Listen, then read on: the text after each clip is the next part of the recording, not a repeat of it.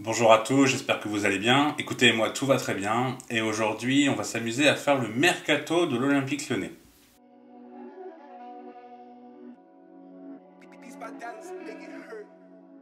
Vous êtes de plus en plus à vous abonner et je vous remercie. Si vraiment le contenu vous plaît et que vous n'êtes pas abonné, n'hésitez pas à le faire, ça permettrait vraiment à cette chaîne de pouvoir se développer. Alors dans cette vidéo, je vais vous proposer du coup des pistes de recrutement pour l'Olympique Lyonnais, donc c'est des pistes qui me sont propres. C'est des pistes de joueurs que j'ai vus jouer pendant plusieurs matchs, donc pas des joueurs que j'ai vus juste à travers des compiles, parce que moi je trouve que c'est pas du tout intéressant de pouvoir donner un avis sur un joueur qu'on a juste vu sur 2 minutes en voyant ses temps forts alors qu'il en a joué plus de 3000. Donc voilà, donc c'est pour ça qu'il n'y aura pas forcément de pistes très exotiques, c'est vraiment des joueurs que j'ai vus jouer quand même pas mal de matchs, et c'est pourquoi je vous les propose. Alors au poste de gardien de but, ça va aller relativement vite parce que je garde Anthony Lopes, forcément. J'étais pour son départ, j'étais pour le recrutement de André Onana l'année dernière, très honnêtement, parce que André Onana apporte quand même beaucoup de qualité au niveau de son jeu au pied et aurait permis à Peter Bosz vraiment de pouvoir mettre son jeu parce qu'il a besoin d'un bon relanceur au but. Mais Anthony Lopes a vraiment fait une très belle saison et je trouverais ça vraiment très injuste de le virer aujourd'hui. Vraiment, il a fait une saison, heureusement qu'il était là d'ailleurs, parce que Lyon ne finirait pas cette place, il serait encore plus bas. Donc voilà, je garde Anthony Lopes. Par contre, je vends peu Lorsbeck, qui pour moi, ça strictement à rien. Le peu de matchs qu'il joue, il est pas bon, il est pas décisif. Donc je fais confiance aux jeunes au poste de numéro 2. On a Bonnevie qui est déjà professionnel et on a également Patouillet, le sosie jeune de Hugo Lloris qui m'a montré vraiment de très belles choses en Coupe Gambardella et qui peut être numéro 3 voire numéro 2 par la suite très rapidement et devenir numéro 1 dans l'avenir, on va dire assez moyen terme, donc dans 2, 3, 4 ans de l'Olympique Lyonnais. Au poste d'arrière droit, donc je ne garde pas sans grande surprise Léo Dubois, je le vends car Léo Dubois n'a pas fait une bonne saison et c'est pas la première fois qu'il fait une mauvaise saison. Moi je ne comprends pas vraiment le crédit qu'a Léo Dubois, qu'il a toujours eu d'ailleurs, j'ai jamais trouvé que c'était un excellent joueur. Enfin quand il a joué à Lyon en tout cas, parce qu'à Nantes il montrait des choses intéressantes effectivement. Mais à Lyon, franchement, c'est pas, voilà, c'est pas le défenseur droit, c'est pas Cafou, quoi. Donc je le vends, apparemment, il aurait Lyon en attendrait 12 millions. Moi, je pense que même à 10 millions, on peut essayer de le vendre, hein. Franchement, ce serait pas une grosse perte. Donc je vends Léo Dubois. Mais je ne recrute personne pour le remplacer. Je fais confiance à Malo Gusto, je l'installe au poste de numéro 1. Alors c'est un risque, on est complètement d'accord, mais là on va être dans une saison où on va pas jouer l'Europe, donc on va pas jouer beaucoup de matchs, et on va pas pouvoir recruter à tous les postes. Parce que pour moi, il y a pas mal de chantiers à l'Olympique Lyonnais, et il y a des choix où il va falloir faire certains paris, et pour moi, il faut parier sur Malo Gusto en tant que numéro 1. En numéro 2, on a Lomami et on a Vogel. Donc Vogel qui a déjà joué 2 matchs avec l'Olympique Lyonnais, et on a Lomami qui n'a toujours pas joué, mais qui est un peu plus intéressant que Vogel, et du coup pourrait devenir numéro 2 assez facilement. Pour moi, il faut miser sur la jeunesse de l'Olympique Lyonnais et la formation qui est excellente, et là il va falloir faire confiance au poste de numéro 2 à Lomami et à Vogel. Au poste d'arrière gauche, donc il y a Emerson qui n'a pas été gardé à l'Olympique Lyonnais, qui retourne en prêt à Chelsea, ce qui est plutôt une bonne chose car il n'a pas fait une saison non plus excellente et surtout il a des erreurs de placement qui sont absolument... Enfin c'est fou de voir un mec faire des erreurs de placement comme ça en ayant été champion d'Europe et en jouant à Chelsea. Moi je trouve ça fou. Donc je me débarrasse, donc Emerson, de toute façon je m'en débarrasse pas parce qu'il part, et je garde Enrique. Mais Enrique je laisse en numéro 2 parce que c'est un très bon dépanneur. Quand il joue, il est vraiment... Enfin il fait ce qu'il peut faire en fait tout simplement. C'est un mec, il est arrivé pour être numéro 2 et je trouve qu'il fait bien le poste en numéro 2. Il n'est pas assez bon pour pouvoir le mettre titulaire, mais c'est un joueur qui est très intéressant, qui répond présent quand on fait appel à lui, et vraiment, faut garder Enrique en numéro 2. Et donc en titulaire, j'ai 3 joueurs à vous proposer. Donc dans un premier temps, je vais vous proposer Owen Wijndal. Donc l'Olympique Lyonnais serait plus sur Tyrell Malacia que sur lui. Alors la différence entre les deux, c'est que Malacia, à mon sens, est un peu plus défensif, enfin meilleur défensivement en tout cas, et Wijndal est meilleur offensivement. Moi je privilégierais Wijndal car pour moi ça concorde plus avec l'idée qu'a Peter Bosz du foot. Mais lui visiblement aurait porté son dévolu sur Malacia. Donc Wijndal, il est déjà international, il a déjà eu 11 sélections avec les Pays-Bas. Moi, c'est un joueur que je trouve vraiment super intéressant. Cette saison en championnat, il a fait quand même 10 passes décisives. C'est un joueur qui se projette énormément vers l'avant. Et ça, vraiment, je pense que c'est important pour le foot que veut prôner Peter Bosz. Le deuxième joueur que je vais vous proposer, c'est Ravi Galan, qui joue au Celta Vigo. Alors Ravi Galan, c'est un joueur qu'on a vu en fait à Huesca, donc l'année dernière, qui venait de monter en première division espagnole. Et Huesca est descendu l'année suivante et le Celta Vigo a décidé de recruter Ravi Galan car c'était un joueur qui était vraiment très intéressant du côté de Huesca et il a fait une super saison au Celta Vigo. Il est très bon offensivement, il est très bon en contre-pressing avec une bonne qualité de tacle également. C'est vraiment un joueur qui collerait parfaitement pour moi avec le style de Peter Bosz qui est attractif et offensif. Et en troisième joueur, ce que je vous propose, donc ce serait plutôt une belle affaire, c'est Ghislain Conan. Alors Ghislain Conan, on le connaît parce qu'il est en Ligue 1, il joue au Stade de Reims, mais là son contrat se termine au mois de juin 2022. Donc ce sera un joueur qui arriverait sans indemnité de transfert, et ça pourrait être une bonne chose pour un club qui effectivement n'a pas eu l'Europe et s'est mal classé, donc n'a pas eu les revenus escomptés. Ghislain Conan, il possède vraiment des bonnes qualités athlétiques et il est capable de se projeter également beaucoup vers l'avant. Par contre, je ne le vois pas forcément lui faire des contre-pressing quand il joue. En transition, je trouve que Ghislain Conan redescend vachement. Alors peut-être que c'est Oscar Garcia qui veut ça, je ne sais pas. Mais en tout cas, ça peut-être que ça peut pêcher pour l'organisation du football de Peter Bosz. À voir, peut-être qu'après Ghislain Conan peut peut-être faire des contre-pressing, c'est possible. Mais en tout cas, j'ai pas le souvenir là comme ça de le voir être capable de faire ça.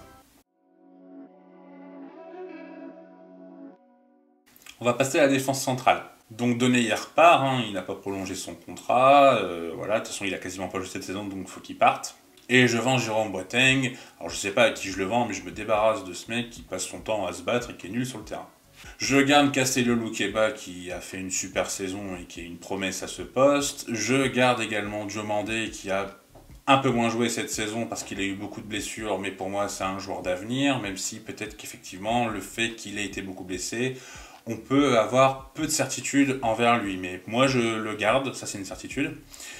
Et je garde également Damien Da Silva, qui pour moi, dans ma hiérarchie, sera numéro 4. Je pense qu'on a besoin de 4 défenseurs centraux cette année, sachant qu'on ne joue pas l'Europe. Donc il n'y aura pas énormément de roulement. Donc au besoin, au pire, en 5e, je ferai monter un jeune ou je ferai monter un mec de réserve. Mais en tout cas, pour moi, 4 défenseurs centraux, pareil, ce sera suffisant. Il faut penser vraiment économiquement et on ne peut pas se permettre d'en recruter 2. Donc le défenseur central que je prends, ce sera mon numéro 2 dans la hiérarchie, donc potentiellement en concurrence avec Diomandé ou Diomandé vraiment en numéro 3, mais en tout cas ce serait vraiment à côté de Castello Luqueba. Donc pareil, j'ai 3 noms, donc le premier nom c'est un nom qu'on a beaucoup entendu du côté de l'Olympique Lyonnais, c'est Issa Diop. Issa Diop a été révélé à Toulouse, Issa Diop est parti à West Ham il y a quelques années pour un chèque qui avoisinait les 20 millions d'euros de mémoire, ou 25, je ne sais plus.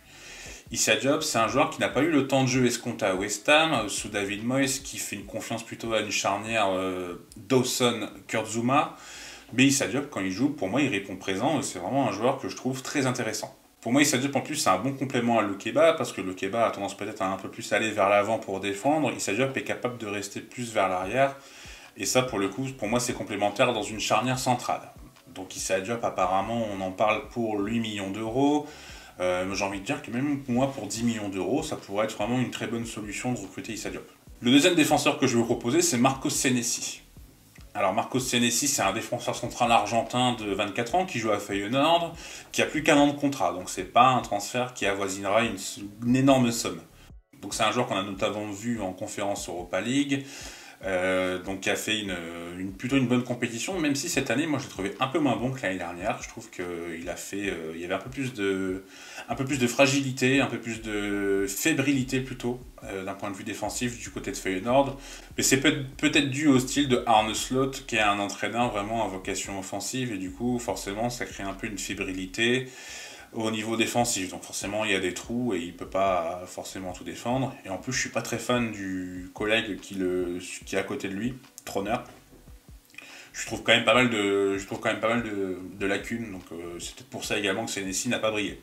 Donc Senesi, c'est un joueur qui n'a pas peur des duels et c'est surtout un excellent relanceur, et ça c'est une qualité nécessaire pour le jeu que Peter Bosz veut mettre en place. Vraiment, je le vois moi parfaitement s'intégrer à côté de Luqueba, même si c'est un défenseur gaucher, il est capable de jouer à droite assez facilement car il a vraiment un bagage technique très intéressant. Et moi, le troisième joueur que je vous propose, c'est un joueur qui joue du côté de Newcastle, c'est Jamal Lascelles. Donc Jamal Lascelles, c'est un défenseur central anglais de 28 ans qui est à Newcastle depuis plusieurs années et qui était capitaine de Newcastle. Cependant, avec l'arrivée de Eddie Howe et avec l'arrivée des investisseurs saoudiens, il a commencé à moins jouer et je pense qu'il jouera de moins en moins car ça va recruter à gogo et à mon avis on ne verra plus Jamel Lascelles beaucoup sur le terrain. Donc ça représenterait vraiment une très bonne piste pour l'Olympique Lyonnais. Moi ce que j'aime chez Jamal Lascelles, c'est que c'est un joueur qui a beaucoup de leadership, c'est un vrai meneur d'hommes et ça pourrait vraiment faire du bien à cette équipe de Lyon qui pour moi manque par moment un peu de ce supplément d'âme et ça ferait beaucoup de bien. Donc au niveau du montant, je pense qu'entre 8 et 10 millions d'euros, on peut recruter Jamal Lascelles sans problème. Alors au milieu. Je vais proposer plusieurs profils. Donc déjà, je vends Thiago Mendes, qui a fait une fin de saison pas trop mauvaise, mais on ne peut pas garder Thiago Mendes. Moi, ça fait 1 an et demi que je veux qu'il parte. Je ne peux pas dire sur 6 bons mois, Thiago Mendes, il faut que tu restes. Donc voilà, merci pour ce que tu as fait. Heureusement que tu as été là en fin de saison, mais moi, il faut pour moi le vendre à n'importe quel prix, j'ai envie de dire, mais voilà, faut le vendre. On a Tanguy Ndombele du coup qui va retourner à Tottenham. C'est pas forcément grave parce qu'il n'a pas non plus apporté énormément. Après, on a voulu que Tanguy Ndombele soit le remplaçant de Bruno Guimaraes, sauf que c'est pas du tout le même style et ça forcément c'est un peu une erreur de sélection si je puis dire. Même si je pense que Ndombele aurait pu concorder, aurait pu être un bon complément de Maxence Cacré.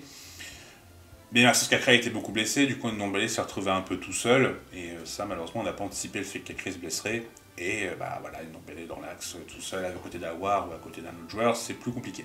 Donc Lyon joue en général en 4-2-3-1, il joue également en 4-3-3, ça peut arriver, donc avec une pointe basse et de l'8. Donc je garde bien entendu Maxence Cacré, qui est pour moi l'homme qui doit être la base de l'Olympique Lyonnais.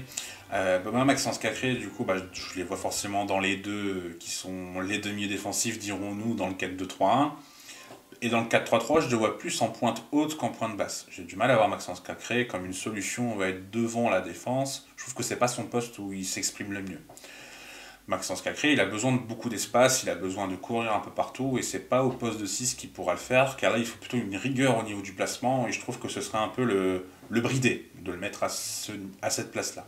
Donc une fois qu'on a posé ce schéma, et une fois qu'on a dit que Maxence Cacré c'est l'homme de base, donc il va falloir trouver un joueur qui est capable également de pouvoir jouer en pointe basse, donc dans ce 4-3-3, ou également à côté de Maxence Cacré.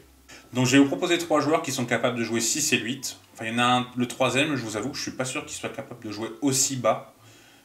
Vous me confirmerez d'ailleurs dans les commentaires, mais en tout cas je vous propose 3 joueurs qui sont pour moi capables d'être complémentaires parfaitement avec Maxence Cacré. Le premier joueur, c'est Corentin Tolisso. Corentin Tolisso qui n'est plus sous contrat avec le Bayern, donc qui est libre, qui est libre de tout engagement. Moi j'ai beaucoup de mal à me dire que Lyon est capable de le signer, mais en soi pourquoi pas, ça n'a pas l'air d'être non plus complètement déconnant, mais moi je trouve que Corentin Tolisso il a 27 ans. Corentin Tolisso a encore des belles années devant lui et ce serait presque trop tôt pour retourner à l'Olympique Lyonnais à mon sens. Je pense qu'il peut encore apporter à des clubs italiens, peut-être un peu comme la Juve ou comme l'AS Roma ou peut-être comme l'Inter, avant de pouvoir aller à Lyon. Ce serait le joueur parfait, même si bon, c'est vrai que lui aussi il a quelques pépins physiques et du coup on sait que c'est un joueur, on ne peut pas forcément compter sur lui toute la saison car malheureusement il a des blessures à répétition, mais quand il est là, il est vraiment trop fort et ce serait juste une recrue extraordinaire. Le deuxième joueur que je vous propose, c'est également un joueur de Bundesliga, c'est Elias Skiri. Alors Elias Skiri, on l'a connu en Ligue 1 parce qu'il a joué à Montpellier et après il est parti à Cologne et depuis qu'il est à Cologne, il fait vraiment du super taf. Donc il a une très bonne qualité de passe, il est vraiment très bon en interception, techniquement moi je le trouve quand même plutôt très intéressant, il a une bonne vision de jeu, il a toutes les qualités requises vraiment pour jouer et être vraiment bon à ce poste et être donc soit devant la défense ou soit en complément donc dans le 4-2-3-1 avec Maxence Cacré.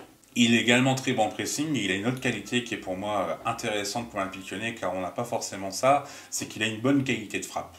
Et ça vraiment pour l'Olympique Lyonnais, ce sera un plus car on n'a pas de joueurs qui sont capables de pouvoir marquer des buts de loin. En plus de ça, c'est un joueur qui a beaucoup d'abattages. Alors, j'ai pas retrouvé la stat exacte, mais c'est un des joueurs qui fait qui parcourt le plus de kilomètres en Bundesliga. Donc vraiment, ce serait vraiment génial de pouvoir recruter Elias Skiri. Et le troisième joueur que je vais vous proposer, donc c'est lui où je suis pas sûr qu'il est capable de jouer en point de base devant la défense. J'ai essayé de rechercher, j'ai pas vraiment eu l'information. C'est Lucien Ngoumet. Alors Lucien Goumet est un jeune de 20 ans qui a été formé à Sochaux et qui a été du coup vendu à l'Inter de Milan. Là, cette saison, il a été prêté à Brest et moi, c'est un joueur qui m'a vraiment beaucoup plu. Et c'est pourquoi je voudrais bien que Lyon se jette dessus. Il a énormément de potentiel et de ce que j'ai vu, l'Inter ne serait pas con de s'en débarrasser. Il ne rentrerait pas forcément dans les plans de jeu de Inzaghi et du coup, ce serait vraiment une bonne opération que l'Olympique Lyonnais le récupère. C'est un joueur qui a vraiment une très bonne qualité d'interception, c'est un des meilleurs en Ligue 1 à ce niveau-là. Et vraiment, je pense qu'avec Calcré, ce sera un complément parfait. Je pense qu'un peu moins de 10 millions d'euros pour lui, ça m'a l'air d'être faisable d'après ce que j'ai essayé de trouver sur internet et d'après ce que j'ai trouvé à travers mes recherches. Vraiment, ce serait un pari sur l'avenir qui serait vraiment excellent. Donc Lyon serait visiblement sur le penant de Caen, que je vous avoue, je ne connais pas du tout. Apparemment, c'est une promesse à son poste. C'est vraiment un super joueur de Ligue 2. Moi, je vous avoue, j'ai pas beaucoup regardé la Ligue 2 cette saison, si ce n'est pas beaucoup. À part quelques matchs de Toulouse et encore. Donc vraiment, c'est pas une équipe que c'est vraiment pas un joueur que je connais. Donc je pourrais pas vous en dire du bien. D'après ce que j'ai lu et les complis que j'ai vus, ça va être un joueur très intéressant. Mais encore une fois, je vais pas vous donner un avis et je vais pas vous le mettre dans cette liste, sachant que je connais pas le joueur, ce serait complètement malhonnête de ma part. Donc dans l'effectif lyonnais, on a des milieux qui peuvent être intéressants et qui peuvent du coup soit jouer 6-8, soit le 8-10, ça dépend des profils. On a Habib Keita qui est capable de jouer le 8-6. Après on a des joueurs qui sont plutôt le 8 voire 10 ou le 8 tout court, comme par exemple Mohamed El Arouche qui a fait une excellente Gambardella et qui est pour moi capable de monter en pro, qui va sûrement monter en pro. Je pense que ce sera le jeune qui va émerger du côté de l'Olympique Lyonnais la saison prochaine. On a également Jeffrey Adelaide, qui est un milieu 8 voire 10, mais lui, malheureusement, il a eu 2 énormes blessures, donc il faut voir à quel niveau il va revenir, mais pour moi, il va pouvoir rendre des services. Il a quand même fait des prestations qui n'étaient pas mauvaises en fin de saison, donc à confirmer. On a Flo da Silva, lui, techniquement, il est vraiment très intéressant. Par contre, j'ai un doute sur son impact physique. C'est vraiment ce qui me fait peur chez lui. Donc je ne sais pas si il sera capable de monter en Ligue 1 et d'être bon. Donc vraiment là, j'ai des petites réserves sur lui. Et on a également Fèvre, qu'on a vu sur certains matchs, qui a été capable de jouer le 8 voire 10, qui peut correspondre à ses qualités, même si pour moi, Fèvre, peut-être que potentiellement, on aura besoin de le faire jouer sur une aile. Mais je pense qu'avoir de la polyvalence, c'est très bien pour l'Olympique Lyonnais, car encore une fois, on va pas pouvoir avoir un effectif très étoffé vu qu'on ne joue qu'une compétition, enfin 2 avec la Coupe de France. Mais on ne pourra pas avoir un effectif de 30 personnes, ça n'aurait aucun sens, et pour la masse salariale, ce serait pas bon pour les finances du club. Donc vous l'aurez compris, quand je fais cette liste, je vends donc Lucas Paqueta et Oussem Aouar. Lucas Paqueta est l'ombre de lui-même depuis plusieurs mois, comme je l'avais expliqué dans une vidéo sur l'Olympique Lyonnais, et donc il faut le vendre. J'ai vu des offres qui avoisineraient apparemment les 60 millions d'euros de la part de Newcastle, il faut même pas hésiter, vraiment, faut le vendre. Surtout que Lyon est en train de chercher des actionnaires et avoir une rentrée d'argent comme 60 millions, ça pourrait permettre à avoir des bons actionnaires arrivés. Je vends Oussem Aouar parce que malheureusement Oussem Aouar, pareil, il est très décevant. Je pense que Oussem Aouar, pour s'épanouir lui-même et pour pouvoir retrouver son niveau, il faut qu'il quitte l'Olympique Lyonnais. J'ai vu qu'apparemment Lyon attendait 20 millions, il lui reste qu'un an de contrat. Pour moi, à 15, il ne faut même pas hésiter aussi, faut le lâcher. Et du coup, je recruterai des joueurs qui sont capables de jouer le 8 et 10. Je vais vous en proposer 3. Donc il y en a 2 que je vais vous proposer en même temps parce que je trouve qu'ils sont assez similaires dans leur façon de jouer. C'est Angelo Fulgini et c'est Ludovic Bla. Donc les deux sont capables de jouer le 8, ils sont capables de jouer le 10 et ils sont capables de jouer le milieu droit, ce qui est vraiment très intéressant. Comme je dis, pour moi, il faut des profils avec beaucoup de polyvalence vu la saison qu'attend l'Olympique Lyonnais. Alors je préfère Ludovic Bla, mais je privilégierais Fulgini parce que Fulgini, il lui reste qu'un an de contrat et du coup l'indemnité de transfert sera vraiment pas chère. Et ça peut vraiment être un joueur qui est très intéressant et qui pourra apporter beaucoup à cet Olympique Lyonnais. Je pense que Fulgini, pour moins de 7-8 millions, on pourra l'avoir. Ludovic Bla, par contre, il faudra monter quand même beaucoup plus. Surtout que Nantes, en plus, va jouer l'Europe. Donc il se peut que Nantes soit demandeur et que Nantes veuille beaucoup d'argent. Le troisième joueur que je vais vous proposer, c'est un joueur de Feyenoord à nouveau, c'est Kokchu. Kokchu, moi, c'est un joueur que j'adore. C'est un joueur turc qui est très prometteur de 21 ans. Et vraiment, ce serait une super opération de pouvoir l'avoir. Donc c'est un milieu central qui est capable de jouer 10. Lui, il peut jouer dans les deux systèmes. Et c'est ce qu'en fait pour moi un joueur vraiment très intéressant. Donc c'est un milieu central offensif et créatif. Il est dangereux aux abords de la surface. Il a une excellente vision de jeu. Il a une bonne qualité de frappe. Il est vif sur ses appuis, il est technique et il cherche quasiment toujours à jouer vers l'avant, ce qui est très intéressant pour le style de Peter Bosz. En plus, c'est un joueur qui est quasiment ambidextre et pour moi, ça c'est une chose qui est vraiment primordiale et qui est un vrai plus plutôt dans le cœur du jeu. Par contre, c'est pas un joueur qui va défendre beaucoup. Et ça, malheureusement, ça faut le prendre en compte. Donc si on met Kokshu, il faut 2 joueurs à côté qui soient vraiment très défensifs, donc potentiellement un Cacré et un mec donc soit en point de basse, soit enfin vraiment Kokshu en 10 et 2-6 quoi. Bon, lui pour le coup, je pense qu'il sera assez cher. Je pense que pour 20 millions d'euros, on peut essayer de l'avoir. Ce sera peut-être même beaucoup plus. Donc voilà, c'est vraiment une idée un peu de riche, on va dire, entre guillemets. Et moi, c'est un joueur que j'adore et c'est pour ça que je l'ai placé ici. Donc en attaque, on va commencer sur les côtés. Donc on a Tété, on ne sait pas encore de quoi l'avenir est fait avec Tété. Moi j'adorerais qu'il reste, mais visiblement c'est pas sûr et certain. Ce serait vraiment dommage parce qu'on lui a quand même donné une chance. Lui disait qu'il était vraiment reconnaissant de la chance que l'Olympique Lyonnais lui avait donnée. Donc ce serait dommage qu'il parte déjà. Donc on a Romain Fèvre qui est capable de jouer sur un côté, on a Bradley Barcola qui commence à avoir du temps de jeu et qui pour moi a un bel avenir et qui pourra être vraiment très intéressant l'année prochaine. Je pense qu'il faut profiter justement de cette année sans Europe pour pouvoir faire confiance en des jeunes, même si c'est vrai qu'il faut retrouver l'Europe le plus vite possible. Mais je pense que Barcola peut beaucoup aider cet Olympique Lyonnais. Et on a Ryan Cherki qui va revenir de blessure. Donc Ryan Cherki qui pour moi pour l'instant n'a pas encore l'étendue de son potentiel qui est absolument immense. Il faut qu'il continue à travailler, il faut qu'il devienne beaucoup plus rigoureux, surtout que Peter Bosz qui lui en demande beaucoup, parce que lui peut vraiment devenir un joueur excellent, mais il va falloir qu'il apprenne à beaucoup travailler. Donc je vends Toko Ekambi et je vends Kadewere. Toko Ekambi, il aura marqué pas mal de buts certes, mais dans le football, il n'y a pas que les buts. Pour moi, il a vraiment des difficultés à dribbler, il a des difficultés à prendre les bonnes décisions, à faire les bons choix. Je pense vraiment qu'il ne colle pas du tout à l'ADN de Peter Bosz. Et surtout, je trouve que le faire jouer sur un côté, c'est vraiment pas une bonne idée. Pour moi, il devrait jouer plutôt dans une équipe avec 2 attaquants et qu'il fasse partie d'une doublette. Mais en tout cas, il faut qu'il parte du club. En plus, avec la brouille aux supporters où il leur fait chute, c'est complètement bête. Je pense que c'est pas le genre de mec qu'il faut garder à l'Olympique Lyonnais. Et Chino Kadewere, j'en parle même pas, ça a vraiment été un flop et lui, pareil, il faut essayer de le vendre le plus vite possible. Donc là aussi, j'ai 3 profils à vous proposer. Le premier est encore un Nantais et c'est Moses Simon. Donc Moses Simon a fait une très bonne saison, il a mis 6 buts et il a fait 8 passes décisives. Moi ce que j'aime chez Moses Simon c'est son explosivité, sa qualité de dribble. Vraiment c'est un joueur capable de faire des différences sur une aile, moi ça me plaît énormément. En plus de ça, il a du coup une très bonne qualité de passe, il a une bonne vision de jeu qui s'améliore de plus en plus et il devient de plus en plus décisif. Vraiment je pense que Moses Simon est à l'heure d'aujourd'hui capable de passer ce cap et aller dans un club quand même un peu plus haut que Nantes, sans vouloir dénigrer Nantes, bien sûr. Donc lui, entre 10 et 15 millions, l'affaire doit être faisable, et vraiment, ce sera un joueur excellent. Le deuxième joueur que je vous propose, c'est Darwin Machis. Alors Darwin Machis joue à Grenade en Espagne, et Grenade va descendre en 2e division espagnole. Donc Darwin Machis, il a qu'1 an de contrat, et je pense que du coup, ce serait une belle affaire financière de pouvoir le recruter. Moi, ce qui me plaît chez lui, c'est qu'il peut jouer sur les ailes, et en plus de ça, il peut jouer dans l'axe, ce qui peut être tout de même très intéressant, encore une fois, pour cette histoire de polyvalence. C'est un joueur qui est rapide, qui est plutôt bon dribbleur, qui a plutôt une bonne finition, et moi, ce que j'aime surtout chez lui, c'est un mec qui a pas mal de grinta et qui est très bon en contre-pressing. Et ça, pareil, encore une fois, à la perte de balle, Peter Bosz demande qu'on récupère la balle très rapidement, et ça, c'est le genre de profil qui est capable de le faire. Et ça, mine de rien, encore une fois, c'est un vrai plus. Donc vraiment, Darwin Machis, ce serait une idée pour moi parfaite pour l'Olympique Lyonnais. Et le dernier joueur que je vais proposer, c'est Takumi Minamino.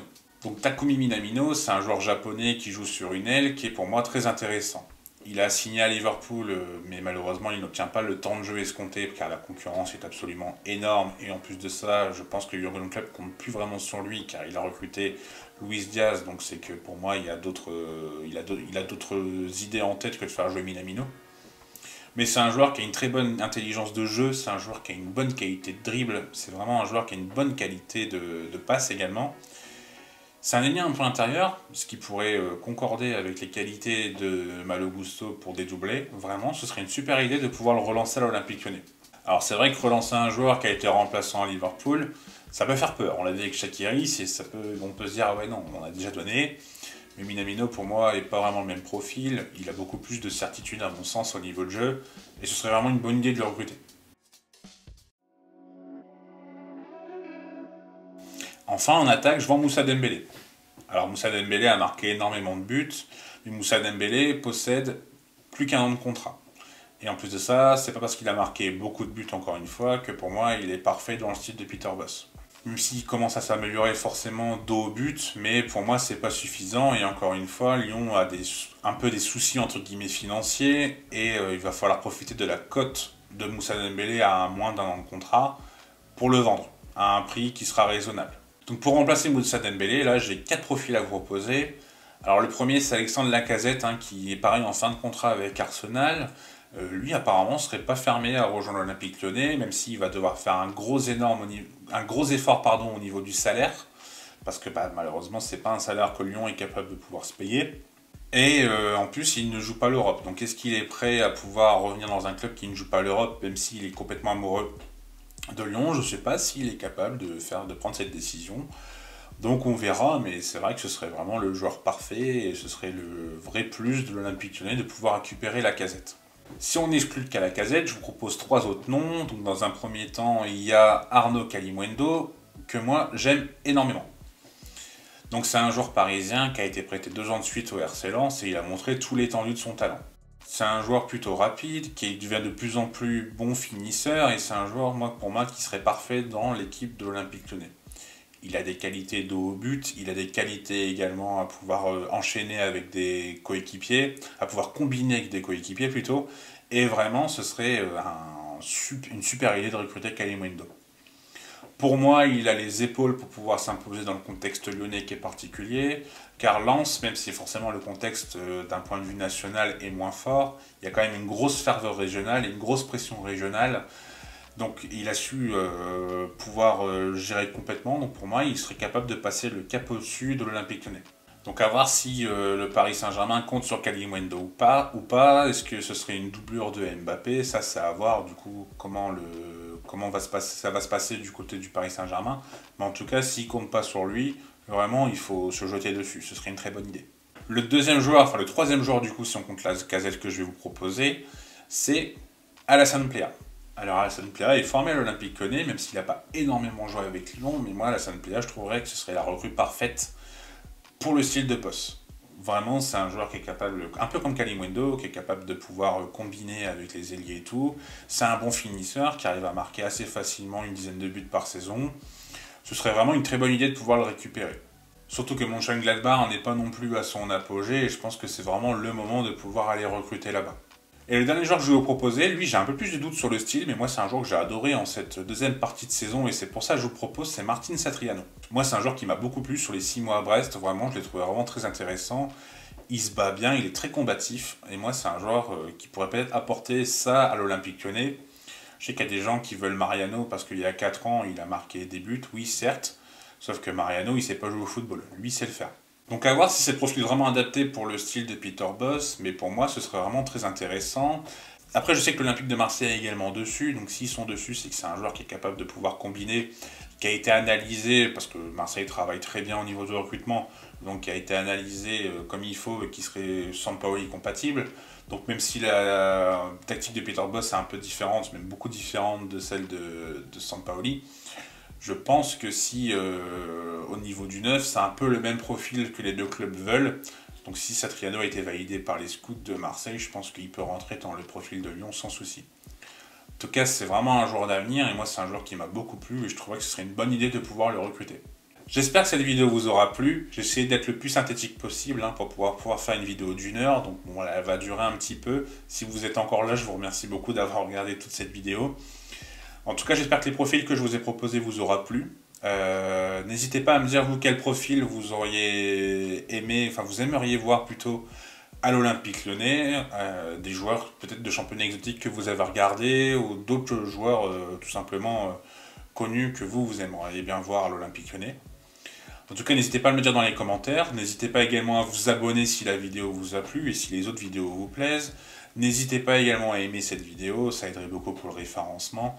En tout cas, moi je vous souhaite une très bonne journée, je vous dis à très bientôt. Tchuss!